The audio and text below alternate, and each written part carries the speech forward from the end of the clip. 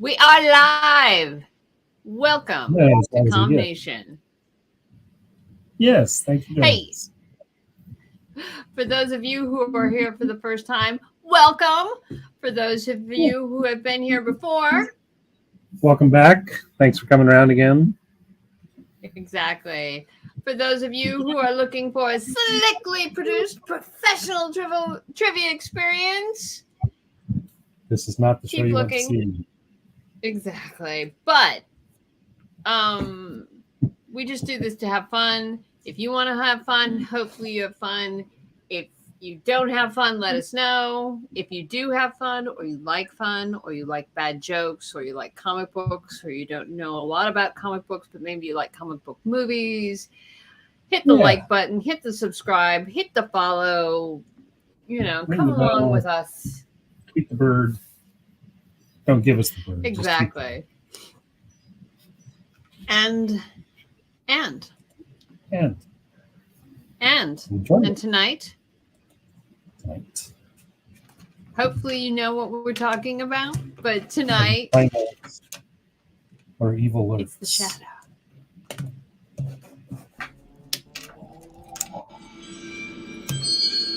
He was consumed by evil. For as long as you can remember, you've struggled against your own black heart. Shoot through him. Every man pays a price for redemption. I'm not looking for redemption. You have no choice. But I'll teach you to use your black shadow to fight evil. He became the shadow. I didn't see anything. I swear. Dump him. Who's there? Did you think you'd get away with it? Did you think I would know? Now, when the world is in danger, report. Police investigation of murder. Agent advises inquiry. Who knows what powers stir in the night? Whatever you did, it's in the past. Join me. Inside you beats a heart of darkness. I do what I do to fight back the evil inside me, but some part of it is still there, waiting. Genghis Khan conquered half of the world in his lifetime. I intend to finish the job. And when the adventure begins, Activate the bomb. who knows where it will end?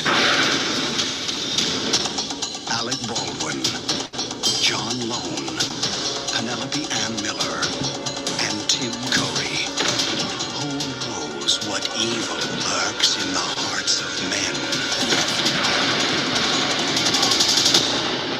The Shadow.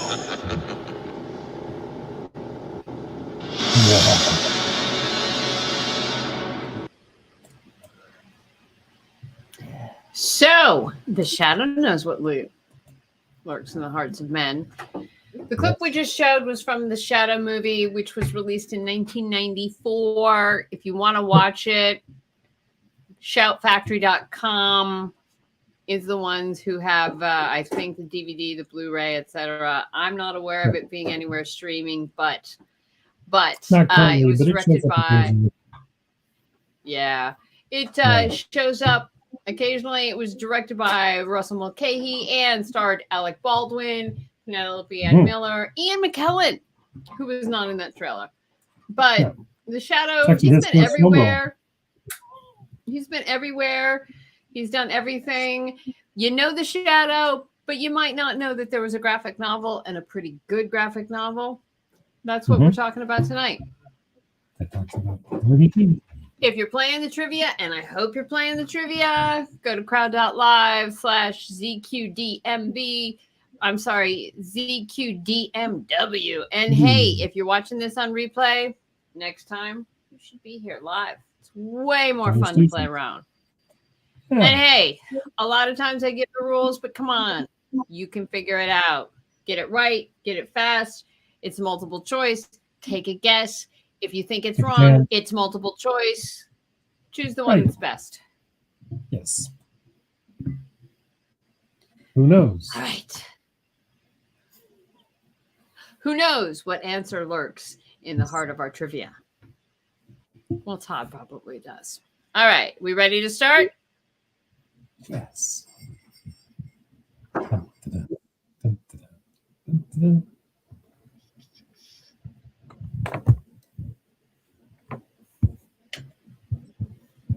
When did the shadow first appear?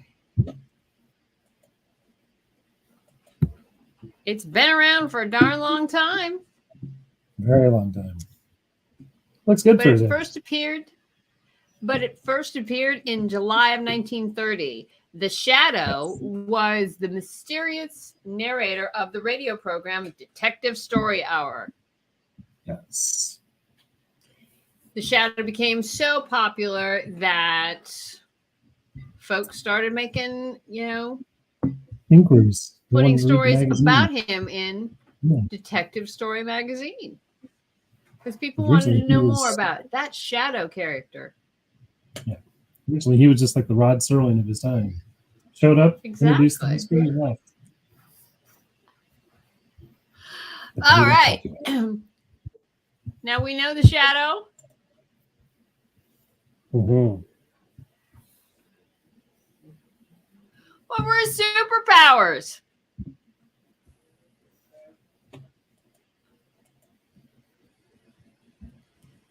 Hypnosis. So, he had the ability to cloud men's minds. It's not an uncommon thing. If you've ever watched, there's a bunch of folks out there that talk about it. But basically it's not a full shadow, but like a lot of the times with the mentalist and that kind of thing, you've seen that. You've seen that they sort of can do a little bit of a little bit of hypnosis, a little bit power of suggestion. Etc. He seemed to have a heightened ability to do this. He was highly charismatic, etc. Also, he was built, the Shadow, skilled in disguises, skilled in languages, skilled in codes, and a very skilled, skilled fighter, etc. Because, that's what you do. Indeed. Now, he had a little help to focus his power. And what was that? What was that, Todd? That was the one ring that binds them all? No, sorry. No, I know. I was going to put that in. The Girasol ring. Girasol. I have no idea. Yes. Now, Girasol, it's a special stone. It's normally actually a pink quartz kind of thing. Yeah. But Shadows was unique. Yep. And according to continuity, the ring was a gift from the Tsar of Russia, whom the Shadow had befriended. Maybe gotten off of a mad monk. You never know. Yeah. But it had some special powers, and that helped. Yes. But again, we know the Shadow. We've seen some pictures of him. The Shadow wears this long black cloak, which was, inspired by an homage to who?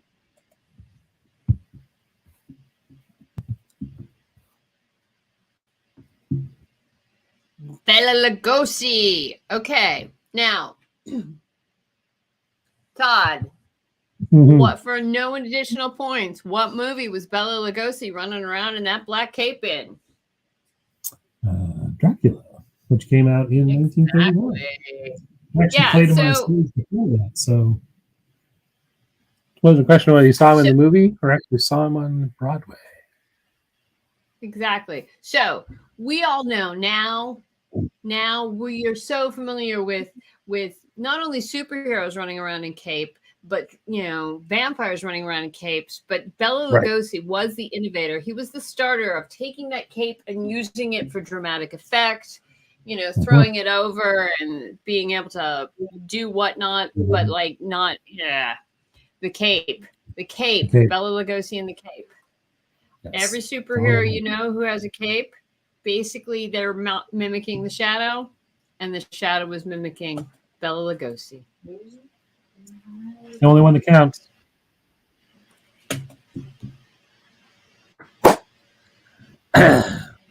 Now, The shadow went away and honed his abilities in the city of Shambhala. Oh, no. Now, if you've heard of Shambhala before, good. Shambhala is a mythic city, or at least we've never found it just far, but Shambhala was not created to be part of shadow mythology. Shambhala is a mythical place in Buddhist mythology. We think it exists somewhere. We just haven't found it yet. And those monks, they've got that vow of silence, so they're not talking. Of course, the shadow found it. The shadow knows. You need some instructions on how to get to where you're going. The shadow knows. Yes. You have to find him. Now, in year 1, who is the shadow's primary adversary?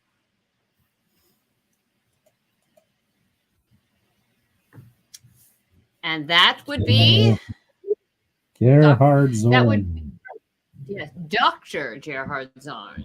With my luck, he's a dentist. Now, for no additional points, do you remember what his code name was in the book, Dr. Zorn? He's the Snow Tiger. Yes. So, at the same time, yeah, well, hence the adversary, Yeah. He's truly. Not a good thing. Kind of, there was not a nice fella. Do you want to know how not a nice fella he was? I'll tell you how not a nice fella. In the book, Dr. Zorn killed some people. Who'd he kill? A whole mess of people. Okay, he did not kill the Bene Gesserit. Nope. He killed the Council of Tulkus. Tulkus. Now, again, the shadow picks a lot of stuff up from Buddhist mythology, the Buddhist belief. A Tulku is an actual, which is an actual thing in the Tibetan Buddhism religion. It is not uncommon, or it is not unheard of, that there would be a council of Tulkus somewhere. The Tulkus are the reincarnated custodian of a specific lineage of teachings. So the fact that Dr. Zorn went and killed, that's not a good thing. He's not a good guy. Why did he teach this?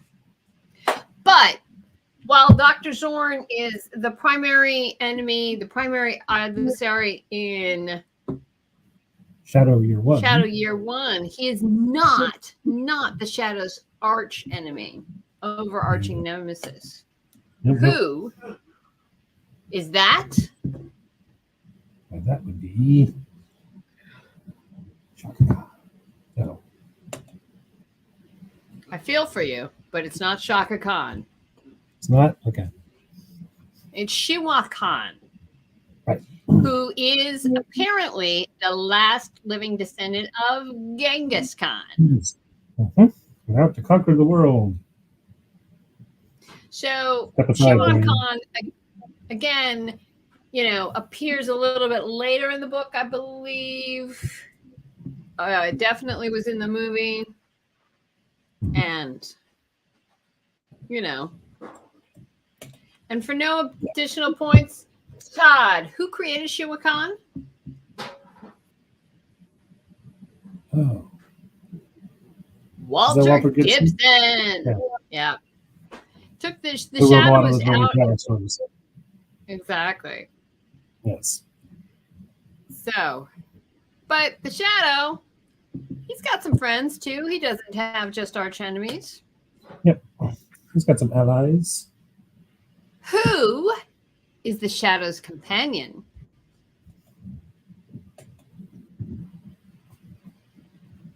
Shadow the A-Sound? No, sorry.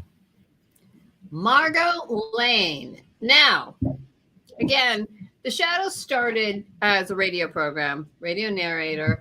that was so popular and had so much personality, people wanted stories.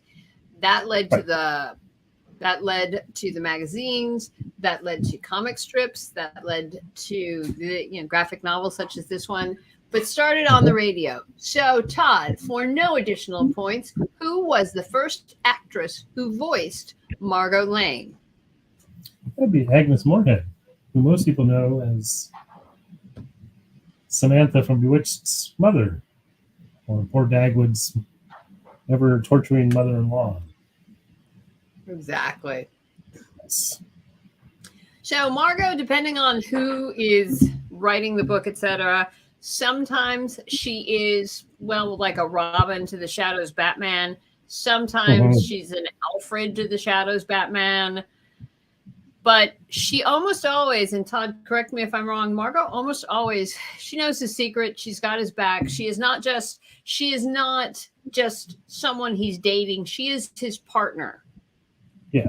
In every sense of the word, which is why I like the book. Because she's one of the people she can't necessarily cloud her mind.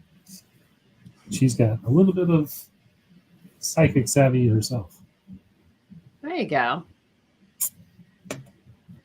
Now, in addition to that hypnosis, the Shadow is known for his sinister.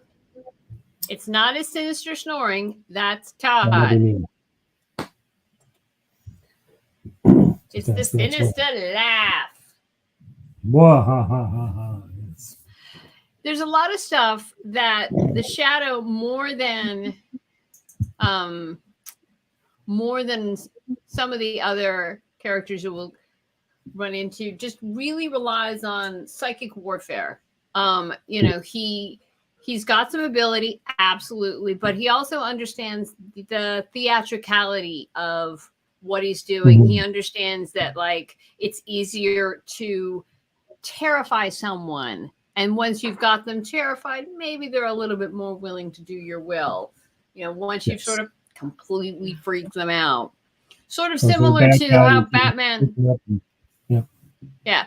Batman always sort of justified the fact of having the signal because everyone, having the symbol in the middle of his chest because everybody would aim for it, and just having the mythos of what it meant to be the Batman. Batman owes a lot to the Shadow, just saying. Now, it will not surprise you to learn that the Shadow was in the World War I.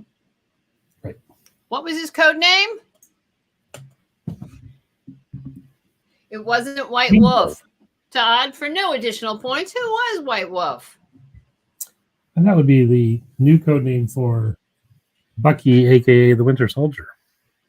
Exactly. The people of Wakanda call him. Yeah. Now, World War I was supposed to be the war to end all wars. It was not. It was horrible. It forever changed the world. World War I was the first time that machine guns were used in battle. World War I was the first time that poison gas was used in battle. And World War I was the first time that people that veterans came back with essentially post-traumatic stress, although at the time they just called it shell shock. It was a horrible war on a very innocent people. And the Shadow was trained during the war to do much, much horrible things. And then he was left on his own. And what did he do? He decided to fight crime.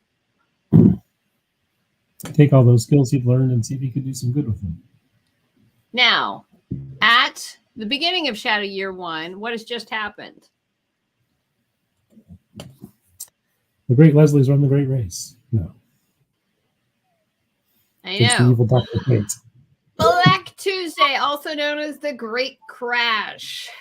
Yes. So that happened on October 29th, 1929. The share prices on the stock exchange completely collapsed. Completely. And because we did not have the same protections, then that we do now sparked the Great Depression. Yes. Lots and lots of people lost their whole savings, businesses. It was not pretty. Yeah. 16 million shares were okay in 1930, y'all. 16 million shares were traded in the panic sell-off. And I think it's like $30 billion of value was lost in 2 days in 1930. This was not a good day. And this is when he shows up in New York saying, hey, what could possibly go wrong? Well, since you asked. Now, in the Shadow year 1, what does the Shadow fly? Because, you know, he does. It does. It's not the Rocketeer's jetpack. That's I know.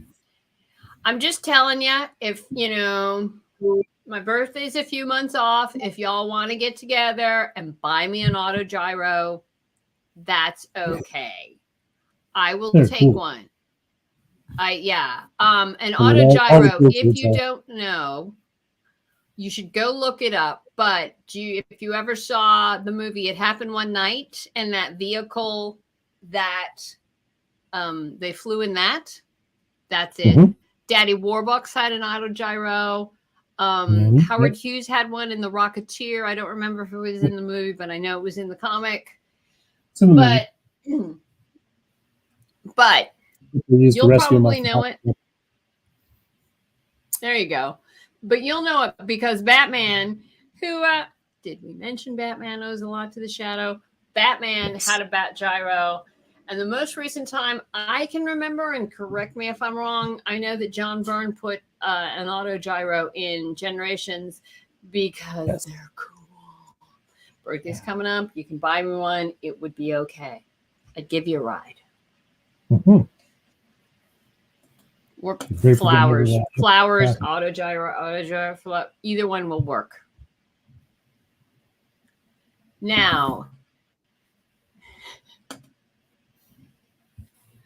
in year 1, what's the name of the Shadow's biographer?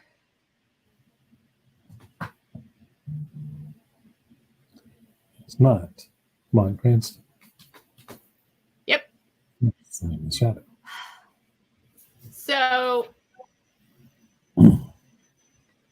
So Todd, explain the name. It's Maxwell Grant in the story, but who is Lamont Cranston? Who's Kent Ellard? Who's Lester Dent? So Lester Dent is actually one of the other main authors with Street and Smith Publishing, who wrote some Shadow stories, and then went off and wrote another major pulp hero, Doc Savage. And then the whole thing with Kent Howard and Lamont Cranston is that Kent Howard's the guy who probably is actually really running around as the Shadow, maybe. And Lamont Cranston might be the rich playboy that's sort of kind of back at him and just kind of stays out of the way. Or maybe Lamont Cranston's the Shadow. But either way, Maxwell Grant's the guy who kind of shows up and tries to interview Lamont Cranston and gets sucked into the adventure and decides to chronicle the Shadow's adventures, the Shadow stories for future generations. Hence the reason we have this great tome about his early days.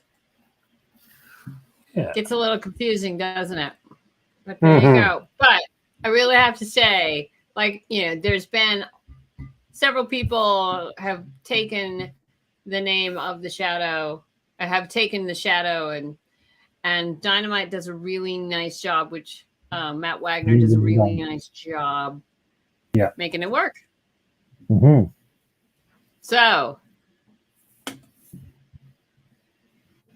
now, according to the Shadow, what bears bitter fruit?